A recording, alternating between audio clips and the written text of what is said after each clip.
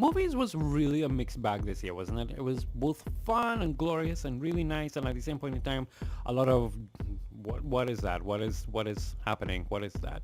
And I'm not gonna go into those variants of like what is that. I'm not going to talk about it, but what I will tell you are my top 5 films for 2022. But first, let me give you the rest of my list. I have stuff in there that I saw was like Operation Mincemeat and The School for Good and Evil and Turning Red and Bullet Train. Mwah, I love Bullet Train. And Kimmy. There was also stuff that I thoroughly enjoyed and would watch again and again. Stuff like The French Dispatch and Enola Holmes 2 and Wanda and the Multiverse of Madness, because that is not a Doctor Strange movie, that is Wanda. And also, for the record, Mommy did nothing wrong. Am I talking too close to the microphone? Mommy did nothing wrong. But if we're going to be talking about the top 5, my top 5 for the end of the year for 2022, I think these would have to be on my list.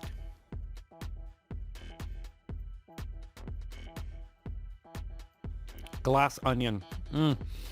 A stellar follow-up to Knives Out. I love it. Whereas like Knives Out would have dealt with that whole, honestly, white people and their dramas, and how they view the world, for want of a better way of putting it.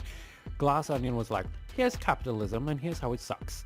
And I thoroughly enjoyed it. Give me more Benoit Blanc.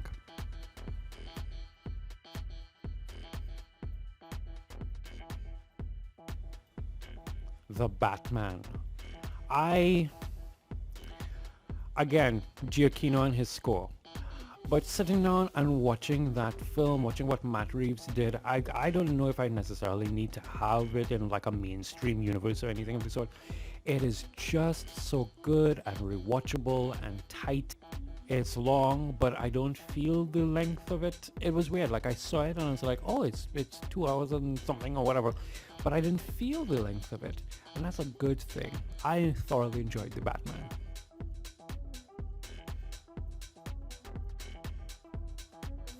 Black Panther.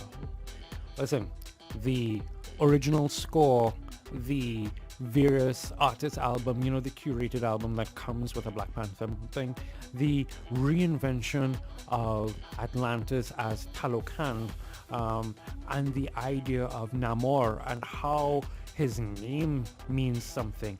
The idea of how Letitia Wright just basically, I'm going to say stepped up and carried that whole film on her shoulders. This movie was therapeutic. This movie did things that I didn't think it was going to do and pulled off an impossible task, and it was brilliant and beautiful, and I loved it. And obviously I've been listening to the soundtrack like a mad person.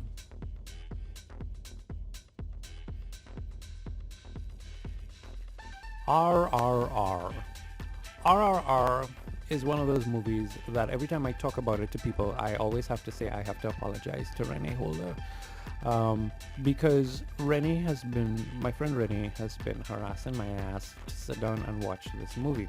And I've been like, I've seen Bollywood movies. I grew up watching Bollywood movies. I know how brilliant Bollywood movies can be.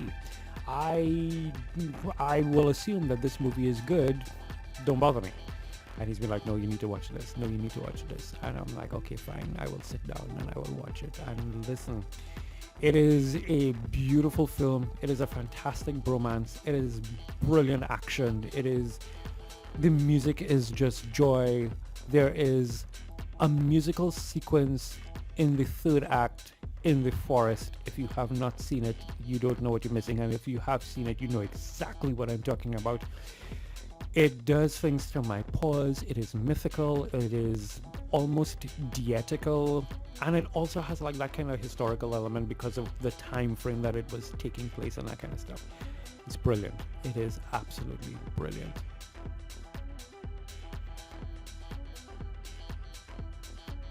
And my all-time top favorite movie for 2022 without a doubt has to be Everything Everywhere All at Once.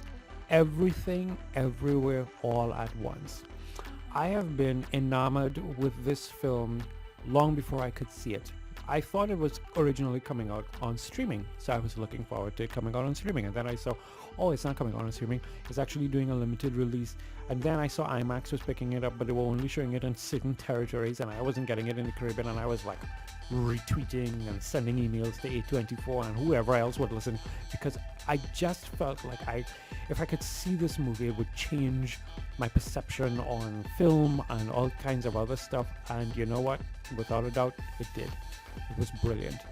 It is. The Daniels have done magnificently. And while I'm here, let me just put it out here. It's kind of weird that Hollywood has suddenly realized that Michelle Yeoh, and I say suddenly realized that Michelle Yeoh is fantastic. For the rest of us, we always knew this. Give her all the awards. In fact, give all the crew and all the cast the awards. I mean visual, I mean score. Sunlux's album is just brilliant. This film is amazing, and you should watch it. So there you go. Those are my top 5 films for 2022. Hope you saw some of them. I hope you saw all of them. And if you haven't, there's still time to go watch it. Hope you enjoy it. Hope you have a good 2023. Take care of yourself. Be well.